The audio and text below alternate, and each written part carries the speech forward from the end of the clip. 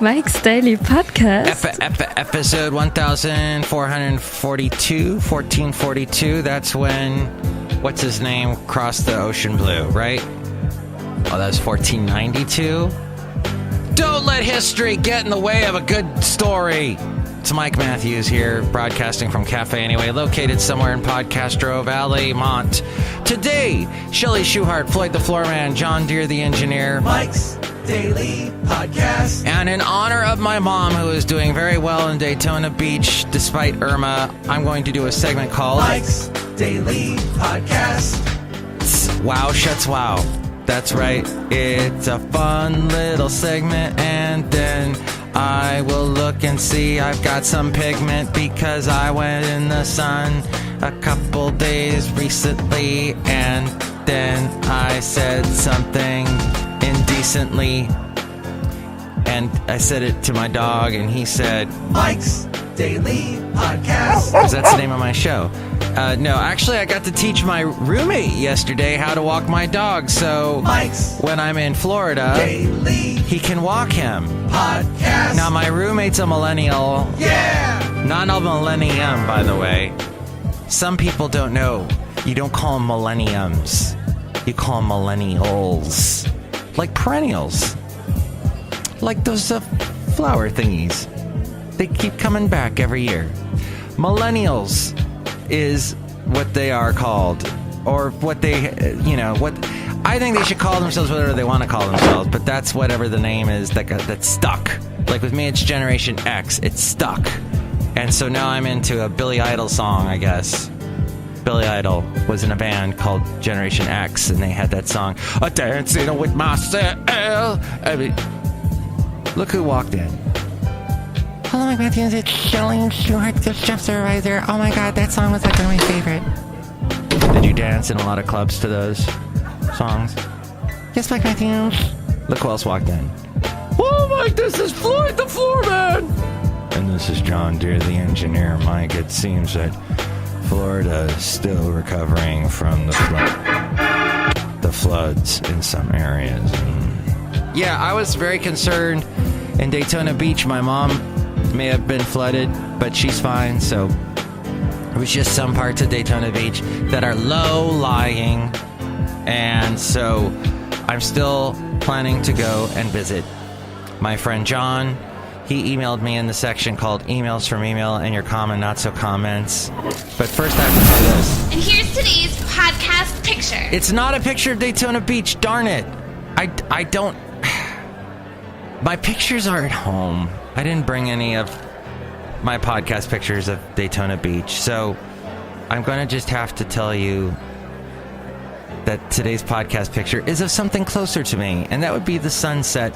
The sun setting over the peninsula here in the Bay Area, of you looking out over the bay from Hayward Regional Shoreline, where I was once again with my dog, Basil the Boxer. And it was a beautiful sunset. I caught it just before it dipped below the mountains. So see that picture at MIKEs-DAILY-PODCAST.com, where you can also help out the show through the Amazon link. If you're going to buy anything on Amazon, click on that Amazon link at MIKEs-DAILY-PODCAST.com. You'll see the icon. And before you buy anything, you'll help us out if you go through the MIKEs-DAILY-PODCAST.com website and you do your shopping. It doesn't change the way you shop. There's also the PayPal if you'd like to help us out that way. You'll get a special greeting from all the Cafe Anyway characters, a special MP3 for thee from all the Cafe Anyway characters. Find that at MIKEs-DAILY-PODCAST.com, and all the past podcast pictures, which I don't have any of Daytona Beach, except for the one I posted on Sunday was one from that. So I should go and try and find another for you. But John, who I'm going to meet in Daytona Beach, I haven't seen him in a while. He said, hey, listen to your show. He caught the show off of Twitter. So some people still go to my Twitter. I am at Mike Talks on Twitter, and so that's very awesome. And that was his... shoot, I should have played the intro. Oh my God! Email from email and your calm and not so calm mess. He had a very calm comment, so that's always good. Yeah. And applause to him. Okay. And applause to my roommate for being able to figure out how to... this was the thing. He's a millennial, and when I was... and I've trained a lot of millennials in my life. Well, not... recently I have. And a lot of them don't like to write stuff down. This is what I've noticed. They're just like, oh yeah, I know that. There's people of all generations that don't write stuff down when you're training them. But this millennial that I was walking Basil the Boxer with, he also was not writing anything down, but he was asking a lot of questions, and that was good. He was asking, now, how do you do this again? And what does Basil do when this happens? And what do I do in this situation? And da-da-da-da-da. And it was great. So I feel very good that I am leaving Basil the Boxer in his hands as I head over to Florida. I just wanted to bring that up. And, I'm going to be in a Republican state. Florida is a Republican state. It voted Trump. It's having some issues with the power grid, the electrical system,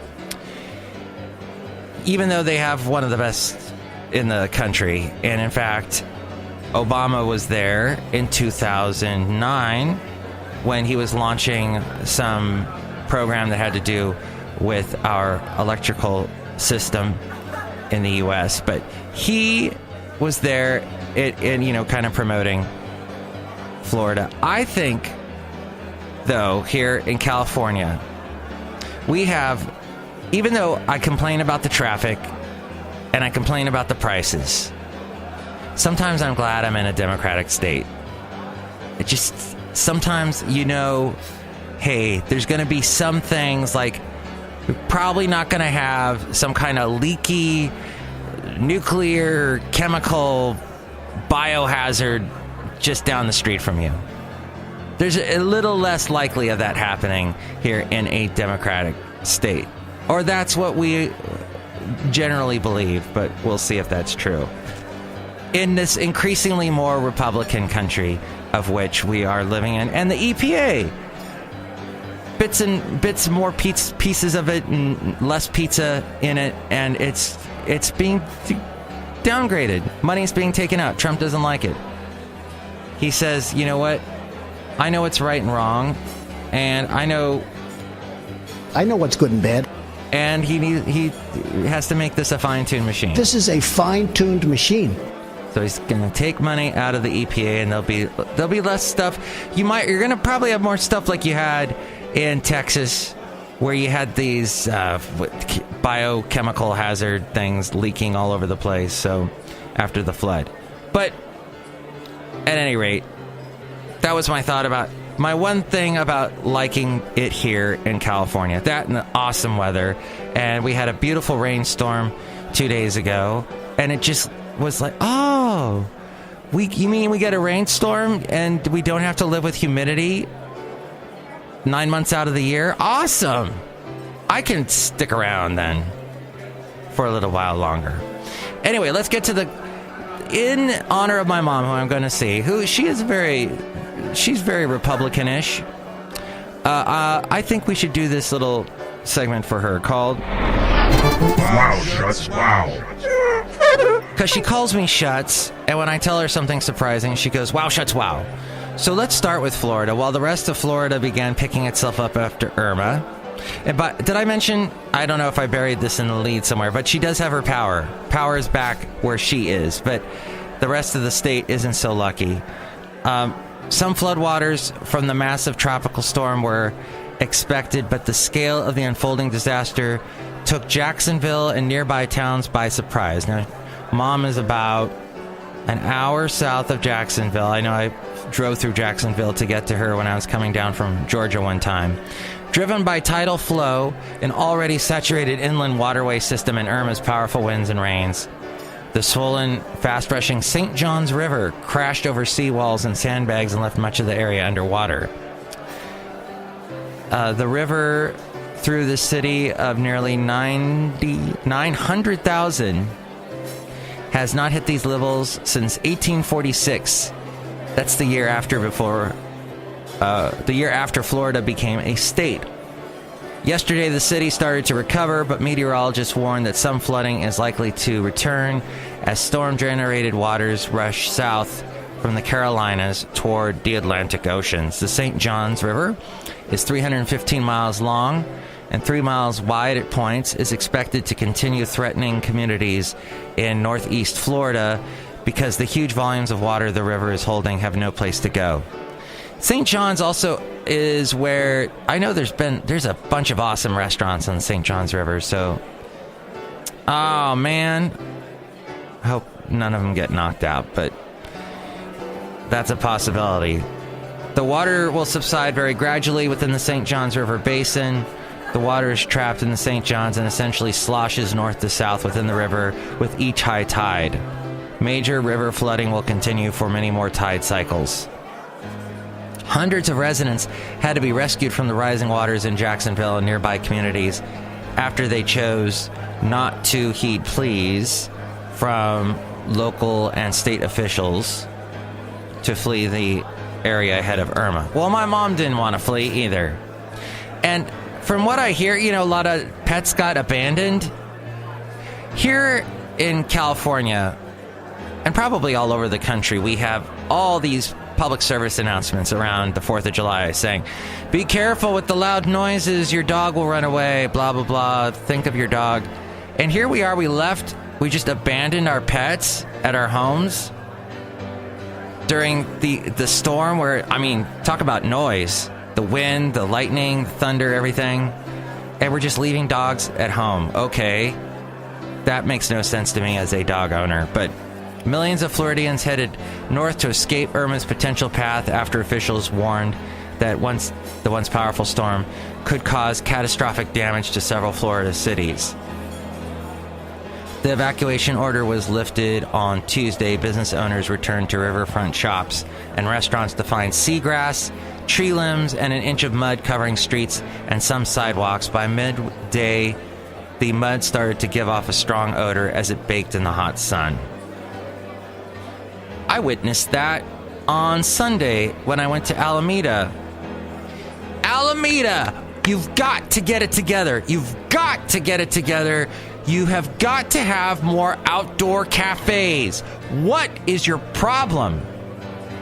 Oh my gosh, I went there on Sunday, super hot day with Basil the Boxer. I'm like, I would like to just have a nice beer, maybe a sandwich, and sit outside a cafe somewhere. No outdoor seating like anywhere. But Mike, the real estate's too pricey in Alameda. You can't afford to have a little patio area. Well, then you're not going to get my money. I didn't end up spending any money in Alameda. I went there, walked Basil the Boxer around a little bit, then I got the hell out. I went home and ate. By the way, I don't eat out much. As I've gotten older, I've learned, how to cook things I like. And I go, I'd rather eat this at home because I know I'm not going to get a gazillion calories and I'm going to save money. I like that. And that's part of my segment called the Cutting Corners. Cutting Corners Corner. The Cutting Corners Corner. Well, I think our good friend James Comey might be mildly nauseous. It makes me mildly nauseous because President Trump's top spokesperson said yesterday that federal prosecutors should consider bringing a case against him, the former FBI director. Sarah I Heart Huckabee Sanders said at a press briefing, because she is our press secretary of the White House, she said it's up to the Justice Department to prosecute Comey, but said that the move, quote, should be looked at. I think if there was ever a moment where I went a little Kennedy there. I think if there was ever a moment where we feel someone has broken law, particularly if they are the head of the FBI, I think that's certainly something that should be looked at. It is unusual for the White House to advise the Justice Department on what cases to examine, Sanders said. But she's not here to direct DOJ into actions. Let's go to another Sanders. How about Bernie Sanders? I don't think they're related. Are they? Oh, maybe.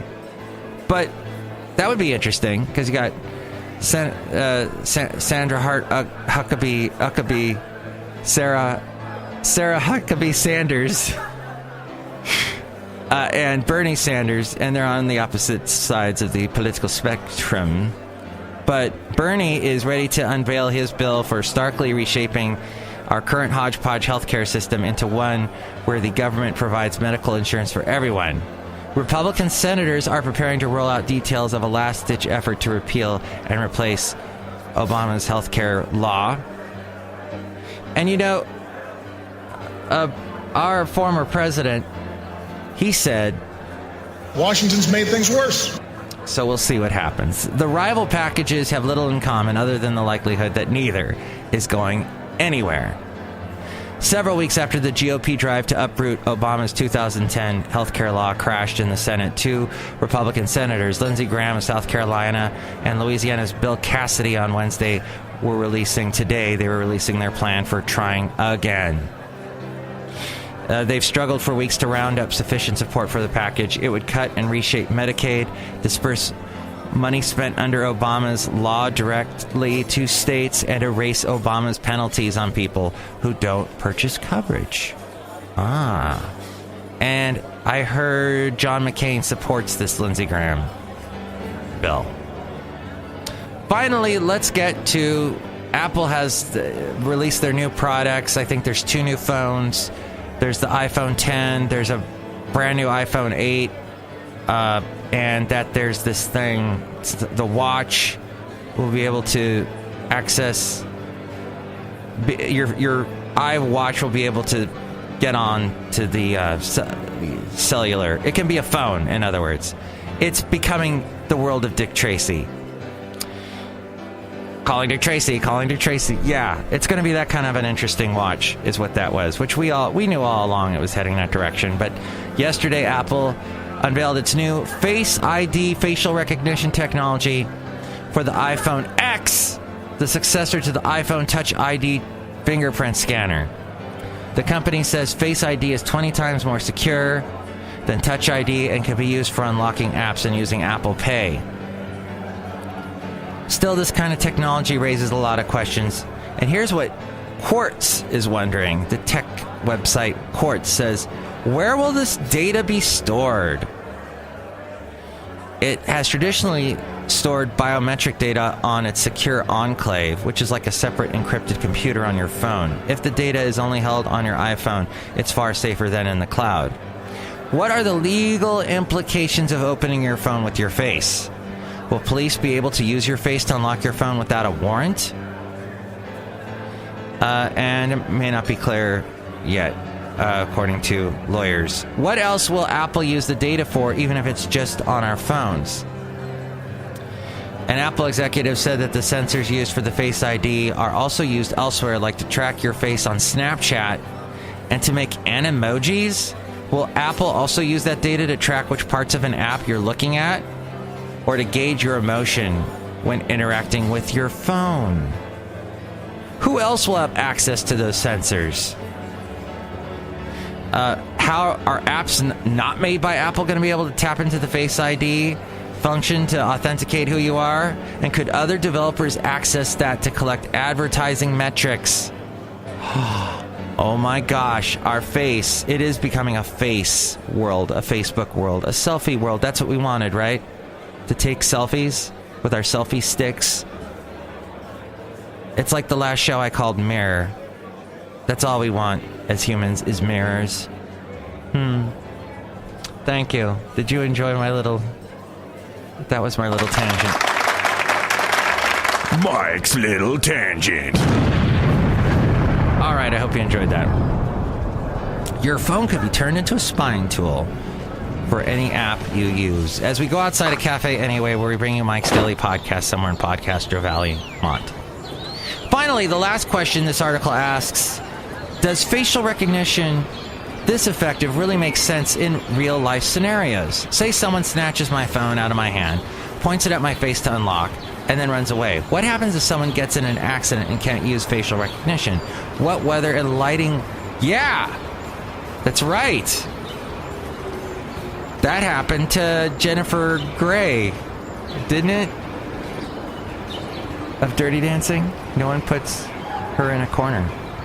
What weather and lighting conditions does it work in realistically, and what issues have we not anticipated because mobile facial recognition isn't widespread? Back to Dirty Dancing. Back to the 80s. Back to that time in the 80s when that song was popular, when the, I had the time of my life and all that stuff. Do you remember, Bruce Springsteen was huge in the 80s. Basically, he had Born in the USA.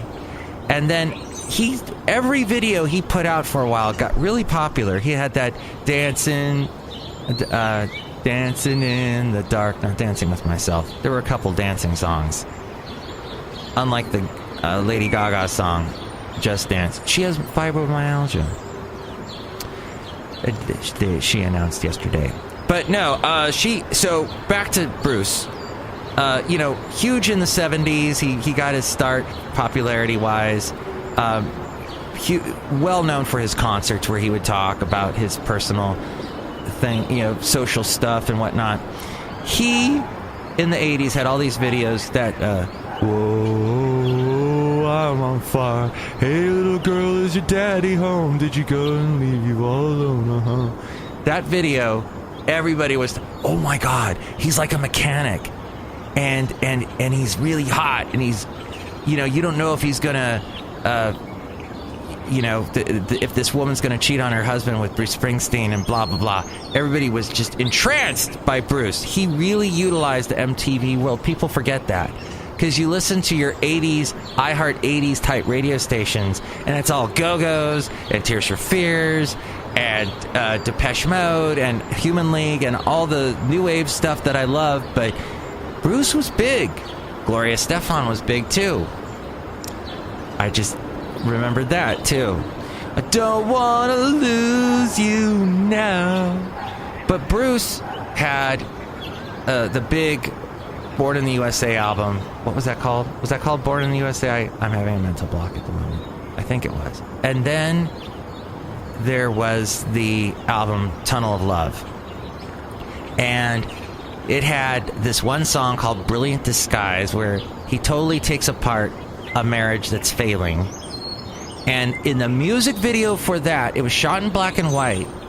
And he basically sang it live to the camera.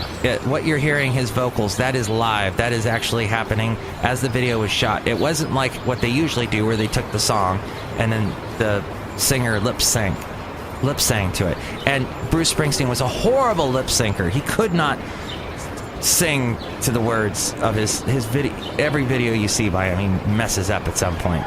So in this one, he's actually singing, and it's interesting because, you hear the bad notes. He's singing, occasionally he's like way off with the correct part of the melody or what have you. But then after Tunnel of Love came this album called, what was it? Luck of the Draw? Something like that. Can't remember his albums specifically, but it had this song called Human Touch. And it sounded a lot like the big hits like I'm on Fire, My Hometown, The Tunnel of Love, Brilliant Disguise. It had the sort of the organ synthesizer and him playing guitar. And in Human Touch, Bruce Springsteen, and I watched this yesterday because I remembered, I kind of like the song. You and me, we were the pretenders. Baby, in this world without pity, do you think I'm asking too much? Baby, I just need someone to hold on to, and a little of that human touch. Yeah, a little of that human touch, yeah. Oh, and I also like Bruce Springsteen back when I had hair because we had similar hairstyles. Curly man froze. There's a nice way of saying that, but we had curly hair. In the Human Touch video, he has his shirt off for a lot of this video. And I think this was the first music video where Bruce actually was like, screw it, I'm a sex symbol, let's go with it. And the song did pretty well, but when you watch the video now, you will laugh. So I suggest you do that today, because you need a good laugh. Or go dancing. Dance with yourself. Whatever. It's been a pleasure talking to you today. Next show, we're going to have Benita, the Disgruntled Fiddle Player, and the Brewmaster. Mike's Daily Podcast is written and produced and performed by Mike Matthews. His podcast is super easy to find. Download or listen to his show and read his blog at MIKEs-DAILY-PODCAST.com. Email Mike now at MIKEs-DAILY-PODCAST@gmail.com. See you tomorrow. Bye!